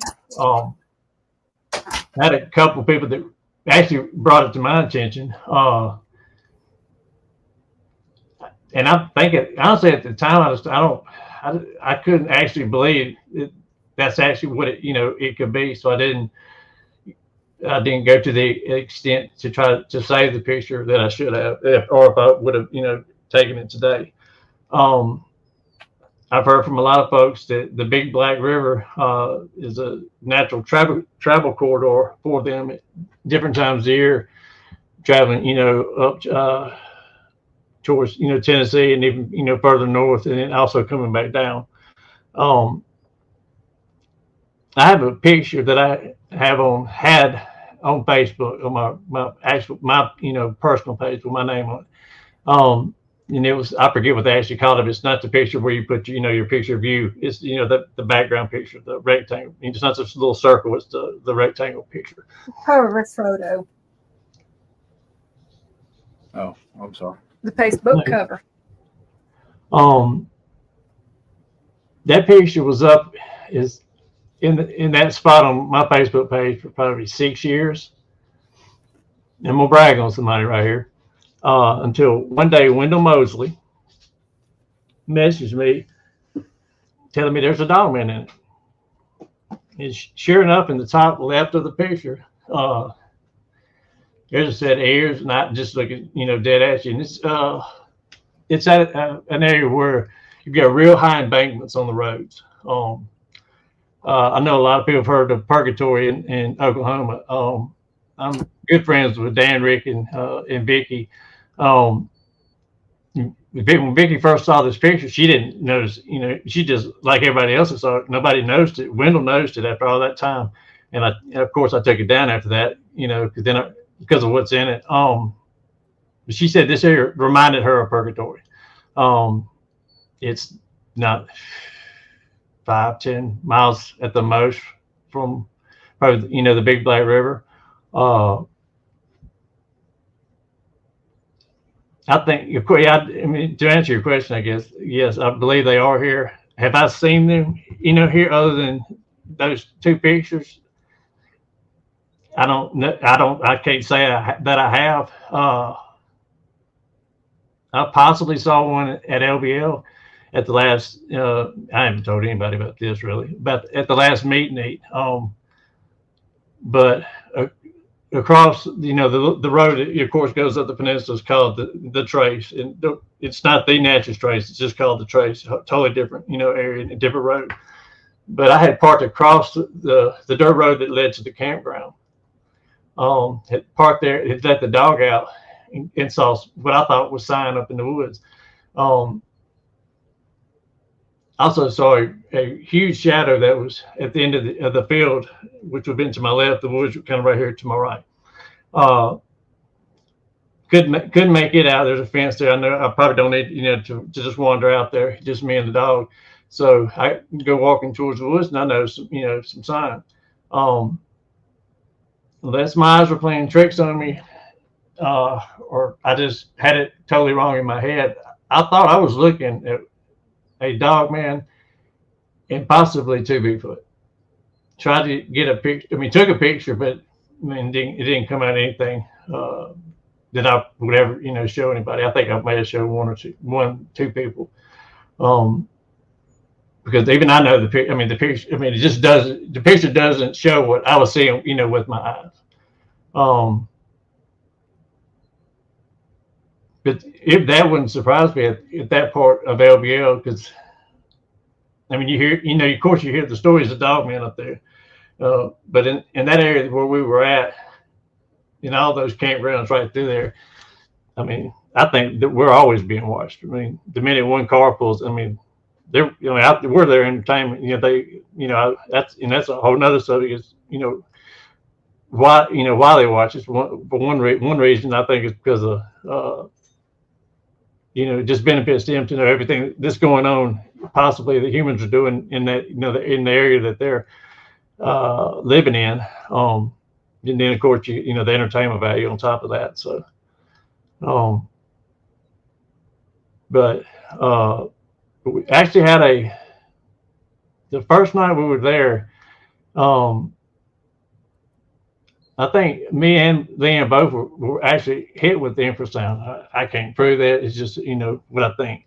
I went through the getting very hot, shedding clothes, actually inside the tent, down to I think I was just in a t-shirt and my jeans. And that first night was when that cold front had come through, if you remember. Had a good bit of wind and stuff. But 3:30 that morning, I had a motion light behind the tent. 3:30 that morning, had light cut on, and I kind of just dipped my head, you know, back like that on the air mattress. There's a silhouette, perfect silhouette, sitting right there. Just, and I literally said it out loud. I said, "Nope, I'm not dealing with this right now. I ain't got time for it." Had thought I had heard them walking, you know, around. That was probably the night that I thought I heard the most. But that night they had a whole lot of cover from the, you know, that front that had come through and the wind noise and so forth. But I've got a battery operated spotlight. Never have ran the battery down to that thing. It was fully charged at the beginning of that night before daylight hit. I mean, it was dead. Because every time I would hear it walking, I'd hit that light. But just when I started feeling better, that's another reason I asked you the question I asked you about infrasound last night, affecting, you know, different people different ways. Right when that just hot for no reason, and you have a cold front that just came through and it's cool. Then just starts throwing up, starts, you know, she gets sick, she's sick the rest of the night. I don't know, you know, what else to blame that on. I didn't actually, I know I thought about it, but I didn't hardcore correlate it with each other as far as it being infrasound that night. But we're at a different campground than most folks are at, and we're pretty much by ourselves. But the one thing I have to say about that particular shadow, I can't say it was a Bigfoot or dogman, because it didn't look like either to me. It was a human form. You actually could see hair, or what I thought was hair, like a curly type hair on top of his head. Unless it was just a small one for some reason, a smaller one. But, you know, when that light cut on, it didn't move. And of course, when we're setting up and everything, that light was cutting on and off, you know, earlier. So if they were watching us, I mean, they knew that light was going to cut on, but it didn't run them off when it turned on, whatever it was. And that's one thing you'll run into doing this is they love to scare you. They love to intimidate you. They love to see what you're made out of, so to speak. Well, I know. Go ahead. When y'all were at the LBAO camped out there at Red Holler, and we were all over at Colson Holler, I know that Pat and Joe, Miss Fabian, Mary Fabian, and Tara, some of the people that came with her. I'm trying to remember if there was somebody else camped over there that came to the meet and greet. But, you know, Joe and Pat, Miss Mary, and all of them had a lot of activity around their campers and their van at night. And, I think they actually seen some footprints around their van. I know Joe and Pat had some stuff happening around their camper after they went to bed. So there was actually a lot going on, which we had stuff going on over around us at Colson Holler. Some of the people We're hearing things walking around in the woods, kind of up in there behind where everybody was, gathered up at. I know that place has a vibe to it. There's no doubt. It's kind of like, it reminds me so much of the Talladega National Forest in a lot of ways. Just a lot different. I mean, a lot similar. Just Talladega National Forest just got a lot bigger mountains, a lot more pine trees, but the rest of it looks like you're looking at the same place. And I mean, to me, it's a very, very boogerish place. But all over the Southeast is like that. Wherever you go, Georgia, North Carolina, South Carolina, Tennessee, Mississippi, parts of Florida. I mean, it's just boogerish looking. And, about everywhere I've been, there's been Bigfoot activity going or something went on. Daniel Boone, man, that's that reminds me. It sort of looks like Talladega National Forest. I feel at home at them places because it, reminds me of it. And so, go ahead. I'm sorry. I just wanted to, you was talking about y'all were having activity going on there, and I don't know if you realized that some of them were having activity too. Because they'd come over and hang out at, with us a while, and they'd go back to sleep, and that's when things would start happening. They'd have stuff start happening over there with them. Over there, was having stuff happen with us. So there's no telling what was going on in between us there. There's no telling what was happening right there in those woods in between us.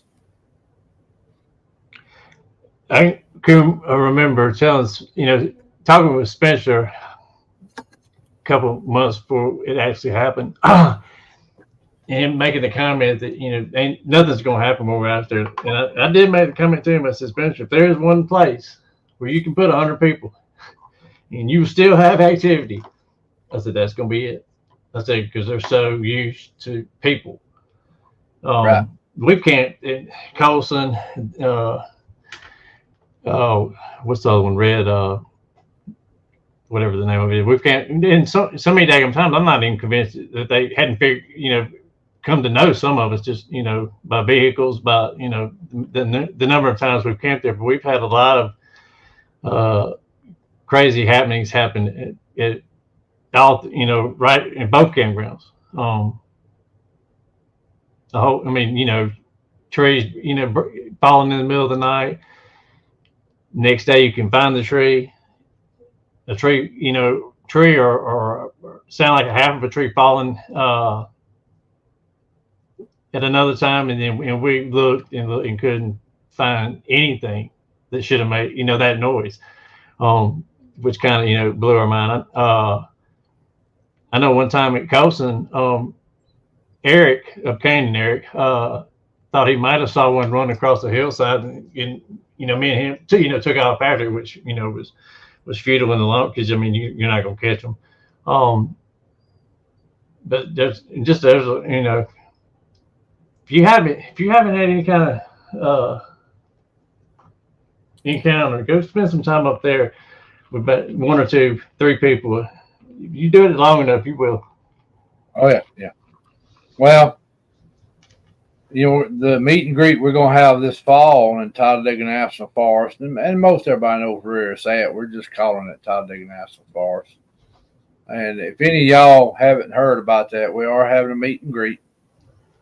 Go over to the Woodwalkers Facebook page, look under events, and you'll see it pull up, and let us know you're coming. We're trying to channel everybody through at Woodwalkers Facebook page.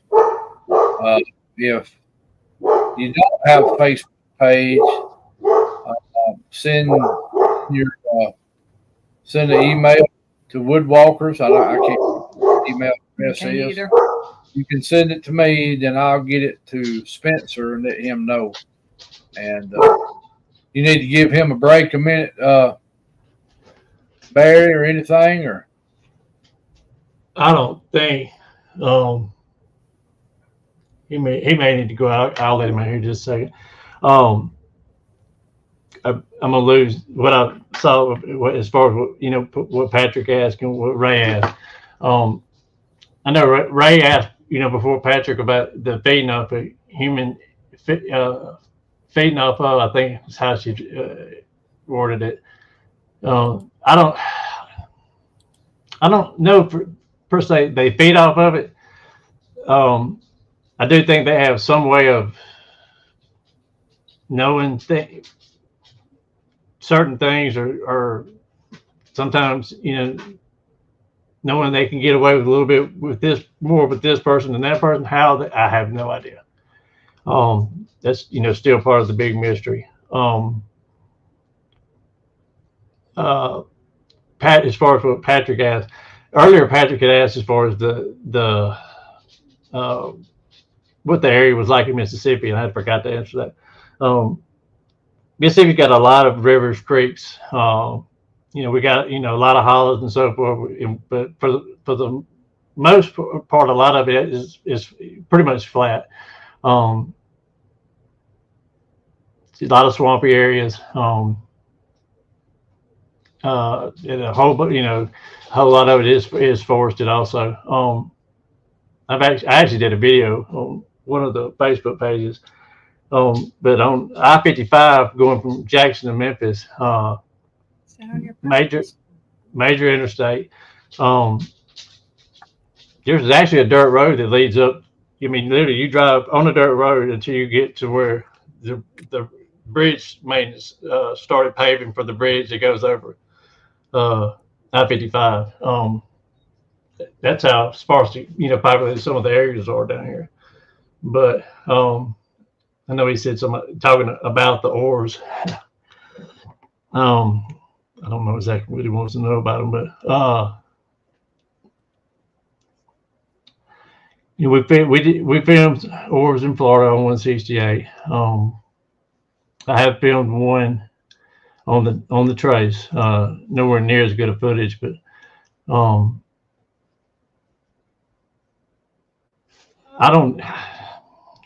I'll give you my overall thought on the ores.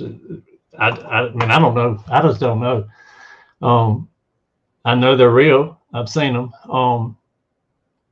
I'll tell you right now, my belief is they do have intelligence because, and I actually found this audio. The night vision binoculars I used on 168 don't record audio, but the last night we were there, I ran an audio recorder, and you hear us. I mean, telling it the orb to do this and it's doing it, and then you hear us just freaking out like, oh my gosh, it's doing it.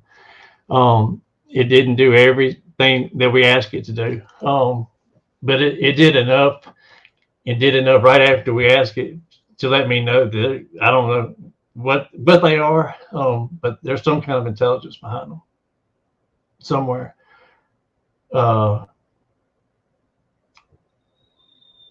It's very coincidental that yes, there's a lot of Bigfoot sightings around near the ores, and actually I had a sighting in Florida during the daytime at the same location we were filming orbs at night.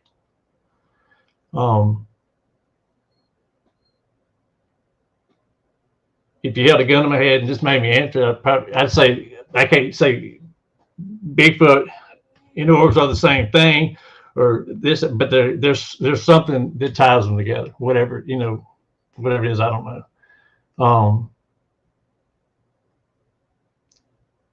Those orbs were filmed over, what was it, 4 to 5 nights. We filmed literally every night for 4 or 5 nights.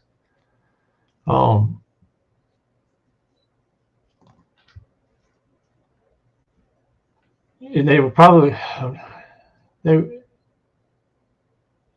over 20 people that were attended that probably saw them, or close to 20 people over, because we would take different people. We had our same core of people that would go, and then 2, 3, maybe 4 newer, people that hadn't seen them would go almost every night. So filmed over multiple nights, seen by almost everybody that was there except for Carrie, unfortunately.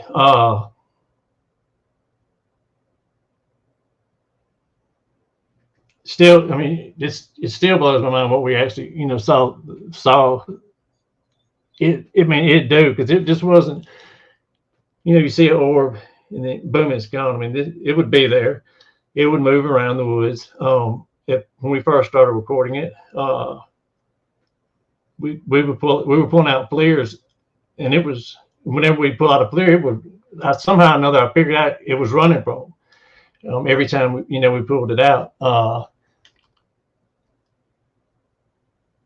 I even had somebody that I figured out had not turned their FLIR off, but had just aimed it a different direction. No, turn it completely off.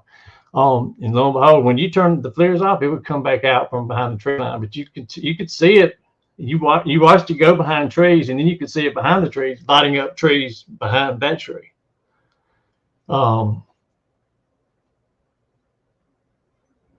Still one of the probably most amazing, things that I've actually seen.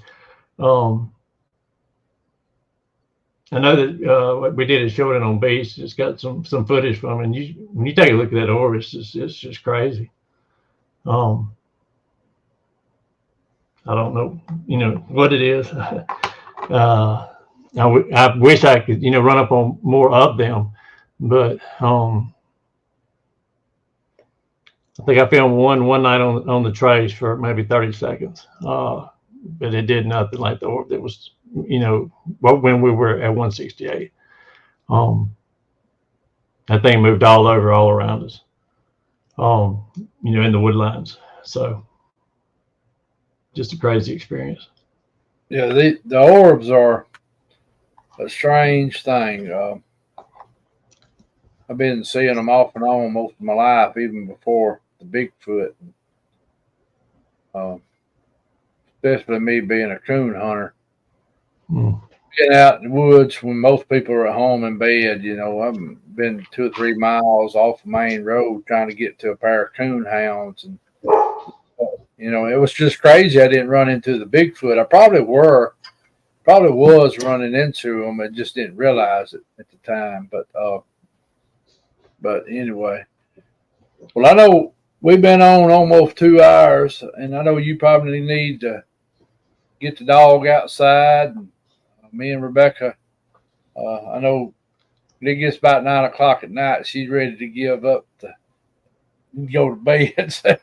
She'll start yawning on us here in another few minutes. So,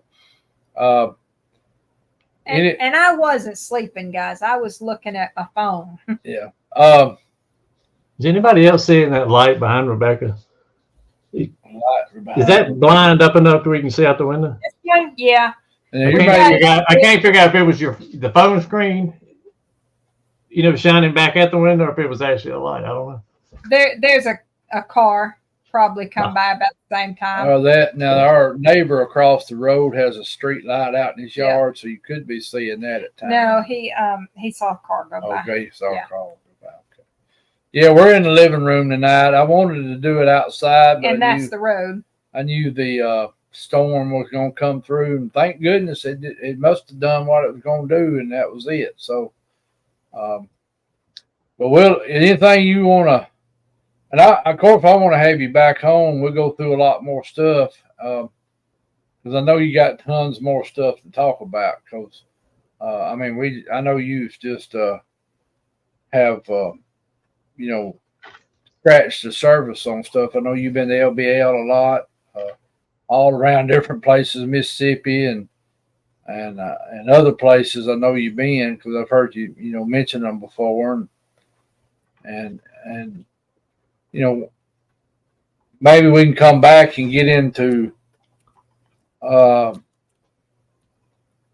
what you think they're covering up this for, and also what you think these things are. So we'll make that another show. Oh yeah, I'd love to. We'll do it here pretty soon, and that'd be another show to do. And because I like to hear, I guess I've never heard you really give your your thoughts on that. So I'd like to hear it, some. So we'll try to do that. But I know it's getting on close to 9 o'clock, and I know you're needing to probably take a break, get the dog a break, and all that too. So anything you want to add before we go to the prayer list and the prayer? What? How'd Skillet get his name? How did Skillet get his name?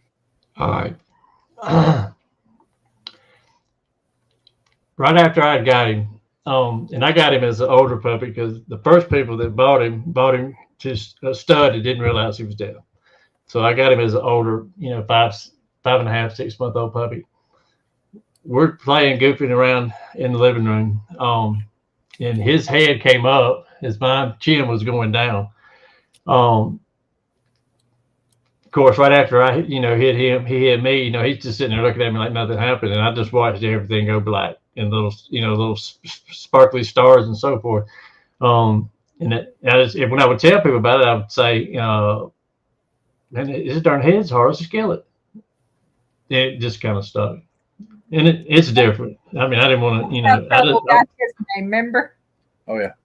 Trouble got his name because I wanted to call him Scooter. He didn't want to be Scooter. We had another dog named Buddy, and Trouble would always answer to Buddy, and I was like, "You're just gonna be Trouble, aren't you?" And it stuck. I guess it's funny. And to Bobby too. Thank you for spelling his name right. She got 2 T's on there. Yep, how she figured that out, I don't know, but she did. Smart girl. Yeah, I only put one when I typed it. And I know you've probably had some dealings with the paranormal too. So I know most people have, and also I don't know how much you have got into the UFO stuff, but I know more likely you've probably seen something like most of us have. Mm-hmm. But we'll do that on another show, and we'll get you back on here pretty soon, and talk some more stuff. I'm glad to get you on.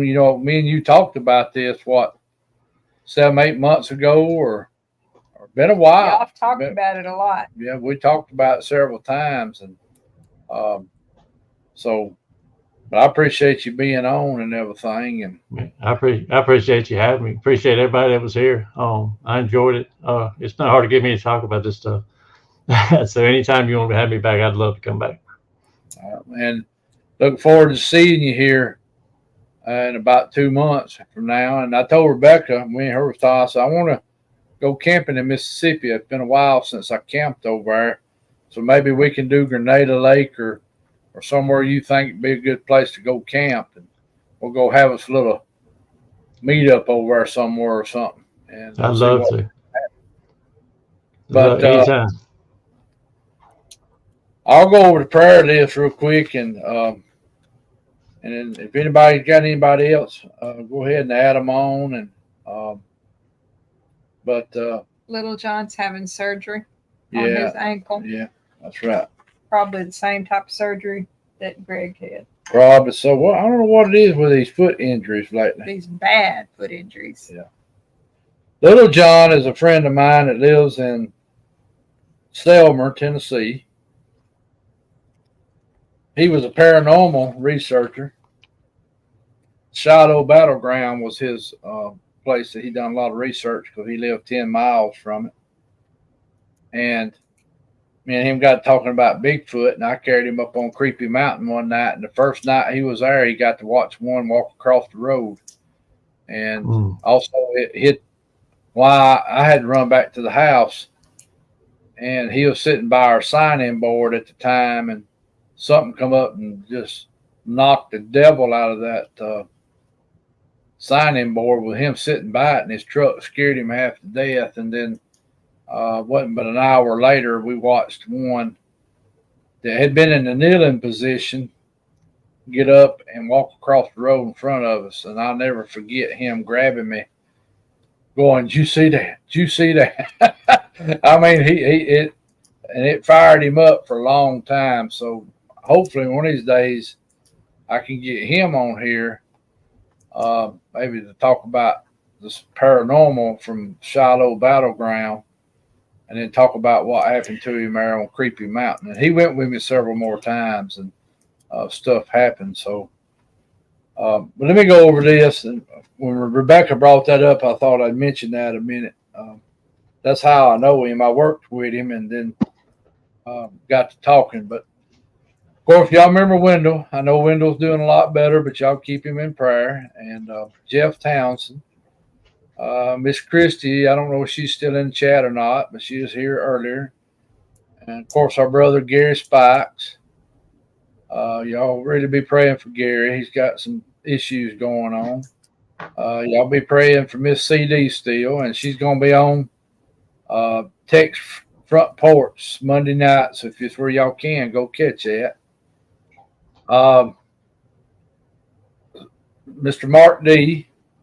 I know he had surgery. I think it went well. But I need to call and check on him. Hadn't heard from him in the last few weeks. Stacy Thrasher. Stacy's in here. And of course, our brother Greg House. Y'all be praying for Bobby. Bobby may be going to have some surgery coming up, and y'all really be praying for her on that. Them rotator cuffs, that's a rough thing. And y'all still pray for her mom. She hasn't told me nothing about her mom lately, but I want to just keep her mom on the prayer list. Our friend David and Kathy, they're going to try to make the meet and greet. Now, that'll be good for y'all. I can't even talk. That'd be good for a lot of y'all to meet them. They're locals here with us, and they live on the backside of Creepy Mountain.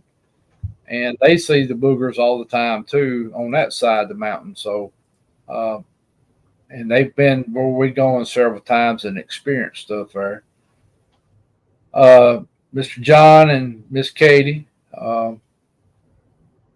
Terry and Caroline Allen, Miss Jubilee, David Hughes' mom and dad, and David and his family, Miss Cindy Johns, Miss Sherry Griffin, Mr. Gene and his family, our neighbor Peggy Martin, Phyllis on the passing of her father, and also she had a good report about her cancer not being there, so that's a real good report.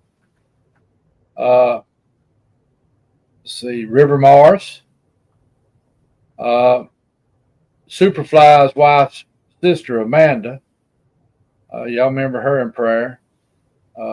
Keith Crabtree, Miss Lanita, Miss Gene Hudson's son, D.A. Roberts. I think he's doing better.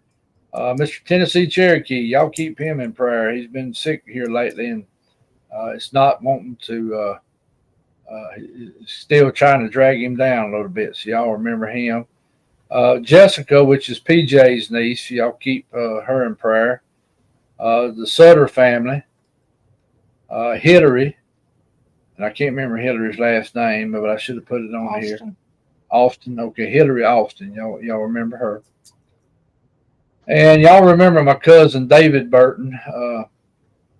He has had 3 surgeries, and I think he had his 4th surgery today. He's having a lot of problems. He's up in UAB Hospital in Birmingham. I tell you, my family here in the last months be getting hit hard. My cousin Earl, he had open heart surgery. He's doing a lot better. My uncle finally went home from the hospital, doing a little better. My brother-in-law went home from the hospital and doing a lot better too. So, and also Bill and Deal, and Mr. Barry Lackey, Michelle Powell, and Mr. Craig and his wife, and Keith Littlejohn. And let's pray about all the folks with the fires out west, and also with the storm coming toward Florida. Maybe it won't get too bad. Maybe it'll just stay like a regular storm, and they just get, rain. So y'all keep everybody in prayer that we've mentioned. And I know there's some unspoken requests. And y'all can always comment too in the comment section after the show, in the regular comment section. You know, if anybody you need us to pray for, or and even during, and I'm gonna try to get back doing my videos.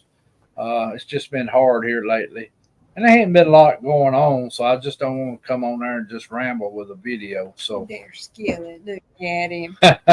he's saying, "Hurry up! I need to go outside." But we'll go ahead and do a prayer, and we'll get ready to get off here and everything. So, Lord, thank you for everything you do for us each and every day. Thank you for letting us come in here and fellowship and just talk and everybody get along, even though if our opinions are different or if we think differently or have thoughts, we still get along and act like grown folks. And at the end, we still are family and friends and love one another. Lord, thank you for your mercy. Thank you for your justice. Thank you for being patient with us, even though that we are sinners and sometimes we just forget about you, basically what we do because of our flesh, and forgive us for that, Lord. Lord, thank you for your Son and everything he has done for us, becoming our Savior, our mediator.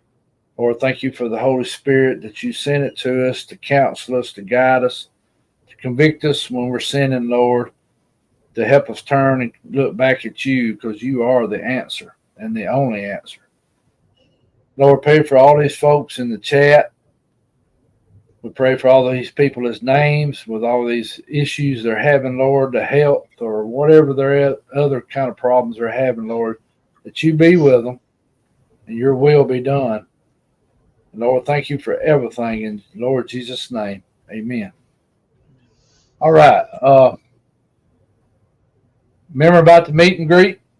Go over to Woodwalker's Facebook page, get into the event section. If you don't have Facebook, message Spencer. Email him. I'll try to. Well, y'all can go over there. You can find his email. I don't have it right off now. It's Woodwalker or something. I can't remember what it is. But y'all go over and let everybody know.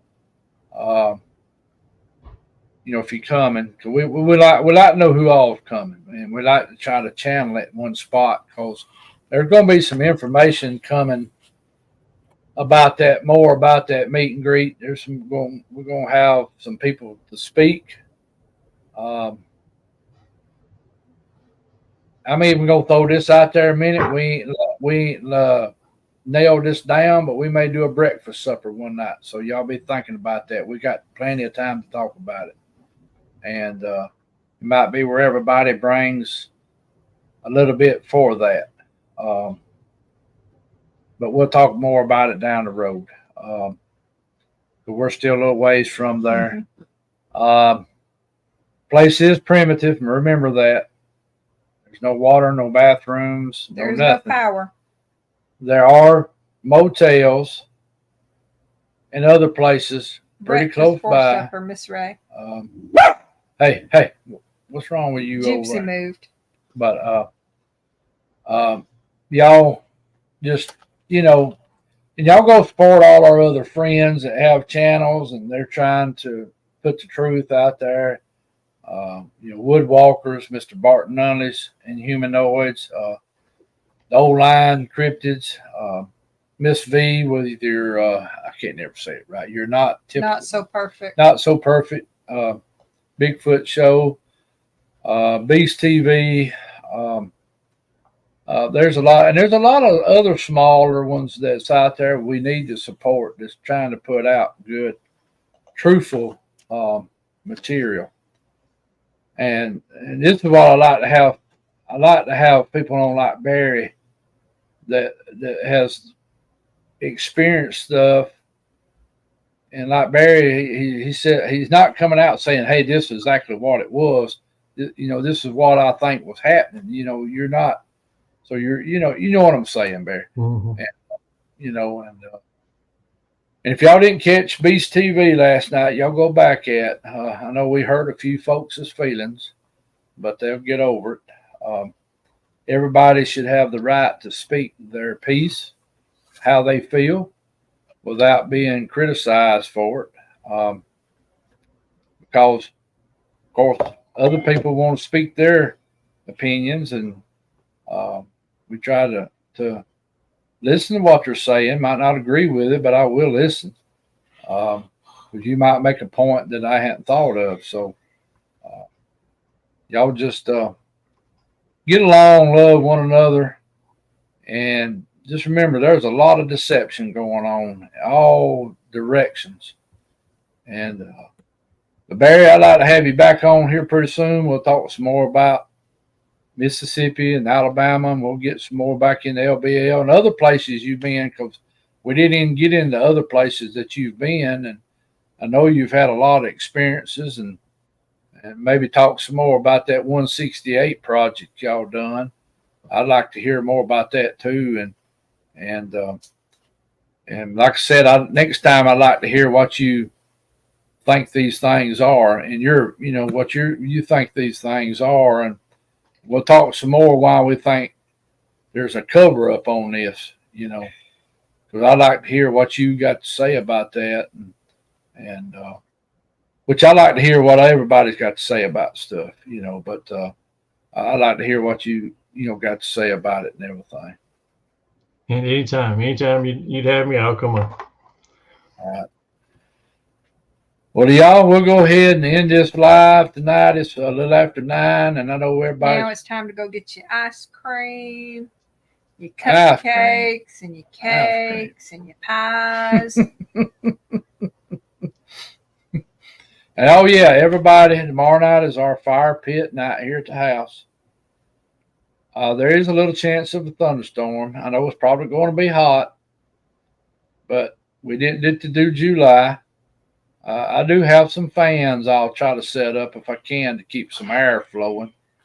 Of course, I won't build no big fire. I'll probably build a small fire just to make smoke, run off mosquitoes, because since we've been getting this rain, the mosquitoes have got vicious. And if any of y'all can ever make these fire pits, try to come. I know it's a long drive for a lot of people, but we got a camper that you can stay in, and it's not a Bigfoot event. It's just a sit around a fire and talk. It's about anybody who wants to come, and we have some good discussions, some good fellowship, and we talk about a little bit of everything. It's just about being a community. And me and Rebecca, how long have we been doing this now? 2 years? I don't know. Maybe going on Maybe 3. 3, yeah. But we've only missed a few times, and that was really weather related. Okay, Stacy. Hey, Misty, good to see you. And hey to everybody that came in during the night. I know we missed a lot of folks. I kept seeing names pop up. I'm glad to have you if it's your first time, and just glad to have everybody back in chat tonight. We had a good crowd tonight. One time we were over 70 people. That's pretty good for a small channel. Me and Rebecca's just a little over 1,000 subscribers, and that's pretty good for that amount in that chat. That's pretty good. I mean, you see some of the big chats that have 15 and 20,000 people, and they don't have but a couple of hundred in there. So I think we were doing pretty good. We're showing I'm glad people are enjoying this show enough to come in the chat and stay with us for a while, and and everything. So, Babe, you got anything you want to add? Nope. Barry, anything else you'd like to add before we sign off here? No, I'm good. Appreciate everybody being here. Thank you for having me. Well, I appreciate you being on with us, brother, and I look forward to getting in some more of you and Jeff and them's conversations. That was a lot of fun the other night, just us talking on the way to work, and just having a good conversation, and that was good. I enjoyed that, so I'm gonna have to get in on some more of those when y'all doing them, if it's where I can. So, right. All righty. Well, if you want to just stay in there a minute, Barry, and we'll go ahead and end the live, and then you can get ready to get off here in just a second. I'll let you go. So, I know you're I'm going good. out there to go. No, I'm good. See y'all. Love y'all. Thank you, everybody.